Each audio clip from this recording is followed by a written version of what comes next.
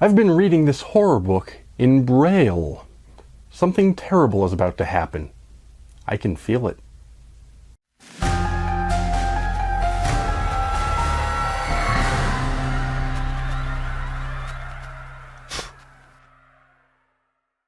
Well, another month has passed, and now, if you've seen my previous video, you know that the reason I was a little bit slow in publishing new videos was that I'd been busy starting a new publishing house, Polymath Press.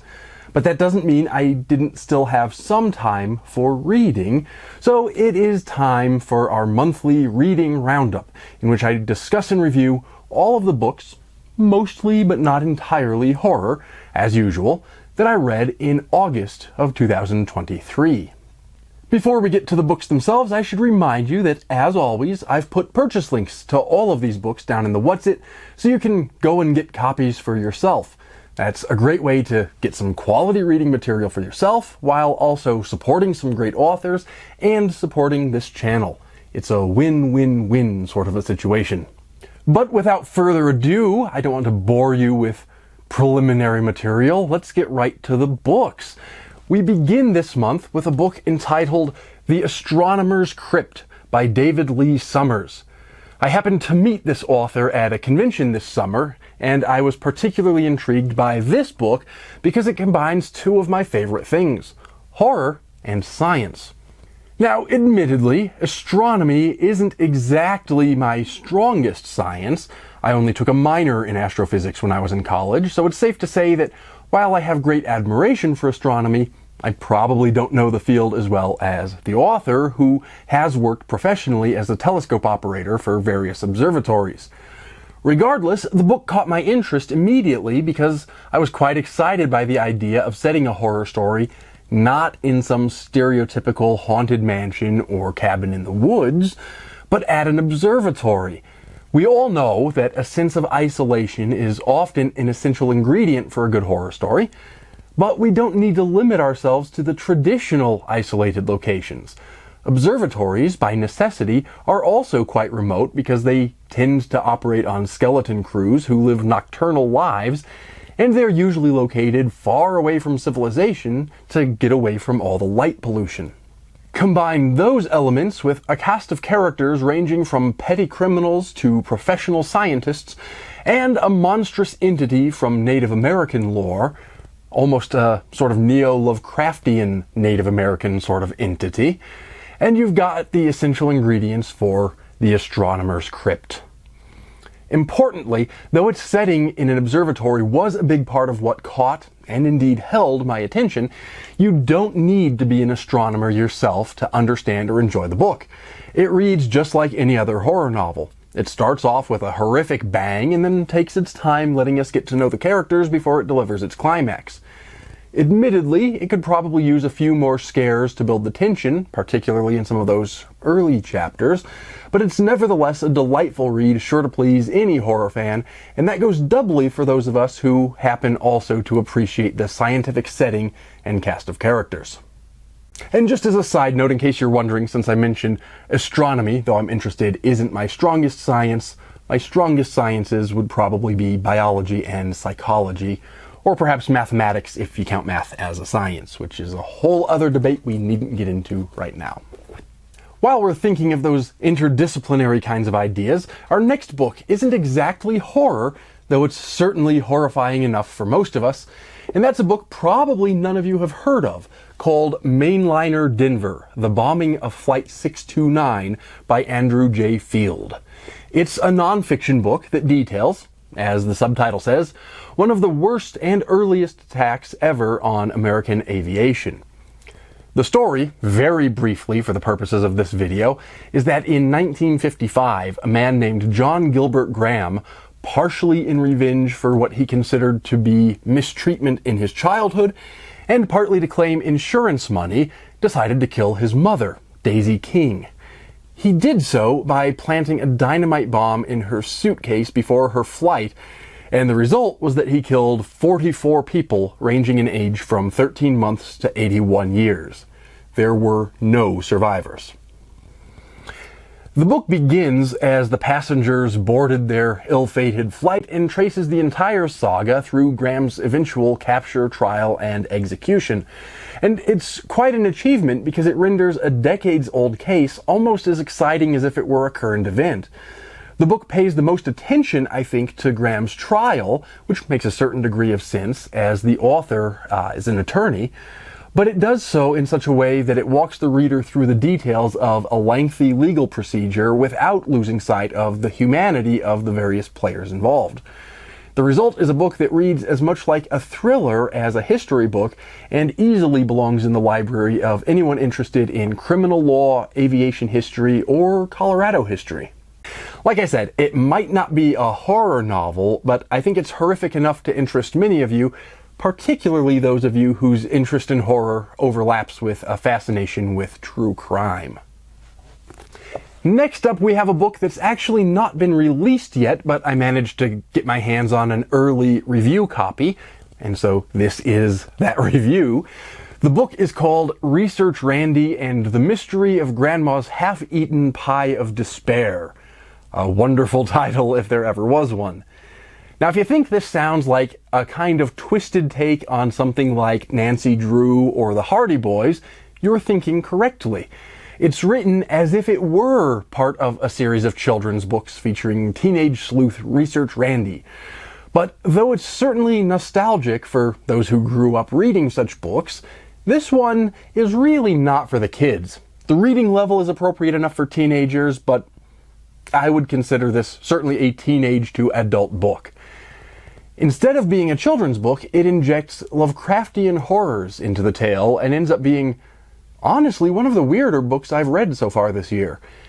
And that's an important note, because the book is clearly written not only for fans who grew up reading those child sleuth books, but for Lovecraft fans who will be amused by any number of references to their own favorite stories.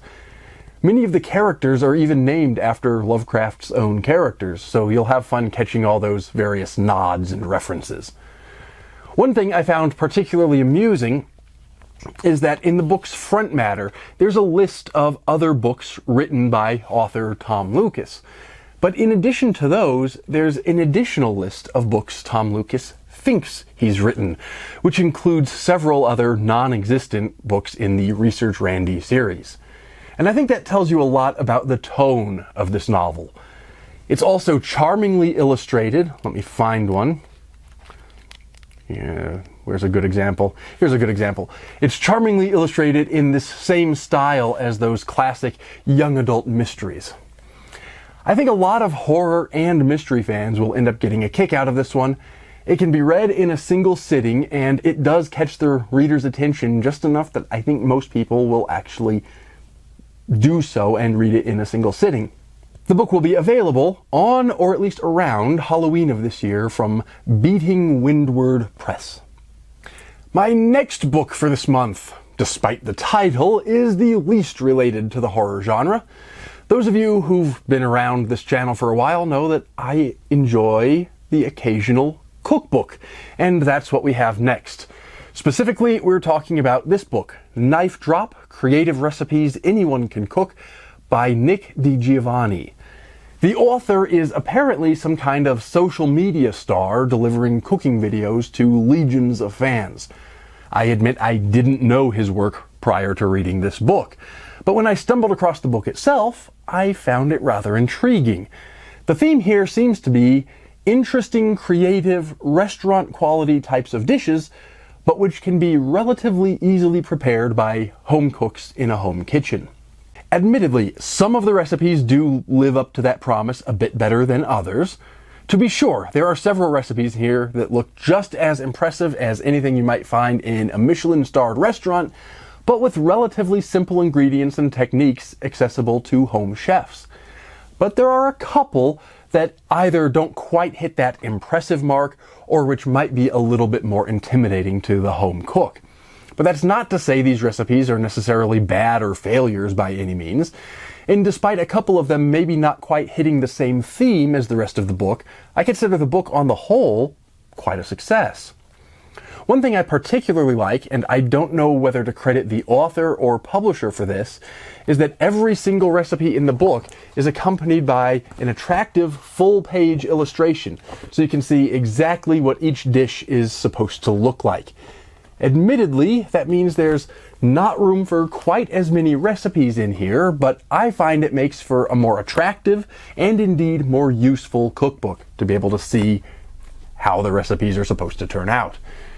As for the recipes themselves, I'm quite pleased to report that the vast majority of them look like something I'd actually like to cook and or eat.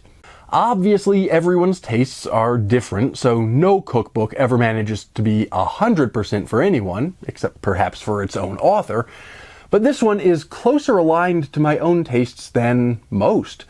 And I particularly like a book that combines some sophisticated, classy recipes with some that are more comfort food. And I have to admit, what really caught my eye is that this book even includes a recipe to make your own homemade dino nuggies. I'm pretty sure that means this is an author who knows what his audience wants. On that note of speaking to his audience, this might also be the perfect cookbook for the social media generation, because not only is the author apparently a social media cooking star of some sort, but he's also included QR codes throughout the book, leading the reader to videos demonstrating how to prepare some, but not all, of the recipes. Honestly, I didn't really know what to expect from this book, but now that I've read it, I can see why Gordon Ramsay was willing to put his name on it and supply a foreword. This is really an excellent cookbook. We now return to horror, though this one's actually not a horror novel, but sort of a horror novelty. It's called Would You Rather Horror Edition by Sophia Rivers. This book consists of more than 200 would you rather questions, 1 or 2 per page, and they're all horror themed. So, for example, one asks, would you rather exist during the Salem witch trials and live in constant fear of being burnt alive at the stake, or attempt to survive during the Black Plague, the most devastating pandemic in history? All of them are along those lines. Some are historical, some deal with supernatural monsters, but they're all fairly horrific and horror themed. This honestly isn't really the kind of book meant to be read cover to cover, although that's exactly what I did. Rather, it's meant to be sort of a party game or a conversation starter. And if you're a horror fan, these are the kinds of conversations I think you'll probably find interesting and enjoyable. Admittedly, it's a very short book. It's only 100-some pages, and there's not a whole lot of text on each page, although it is very attractively presented. So even though there's not a whole lot of text here, it's fun to read anyway. But if used as intended, it could probably last a long time, despite its length, as you and your friends try to justify your answers to the various questions. I do knock off just a few points because I think it needed another round on the copy editor's desk. There are just a few more mechanical errors than I was comfortable with.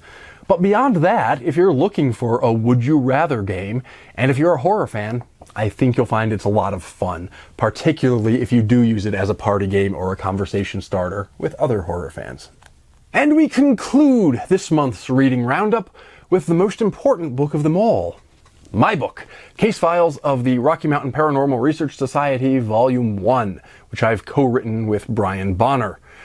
Of course, I read this more than once as I was writing and rewriting and editing and getting it ready for publication and all those things. And those readings did not all take place in this month. But since this is the month in which the book was formally announced and made available for pre-order, which y'all should do, by the way, this did seem like the right month to include it in my reading list. Obviously, because it's my book, I can't really review it. It should be obvious that I think it's great, but that's not for me to say. And I'm not going to spend a lot of time here discussing all the details and telling you everything that's in the book, because I already did that in my previous video, so go check out my last video if you haven't seen it yet. But I will say that if you like haunted histories, ghost stories, or scientific paranormal investigation, I think this is one you're going to enjoy.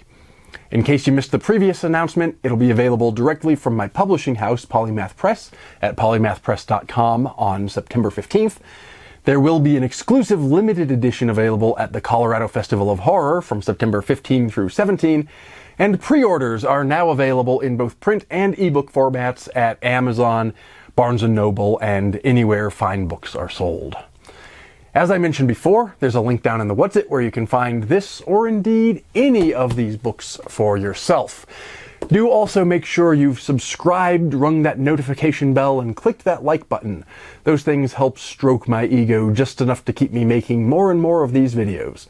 But the most important thing for me to say in closing at this point surely must be, as always, take care and stay scared.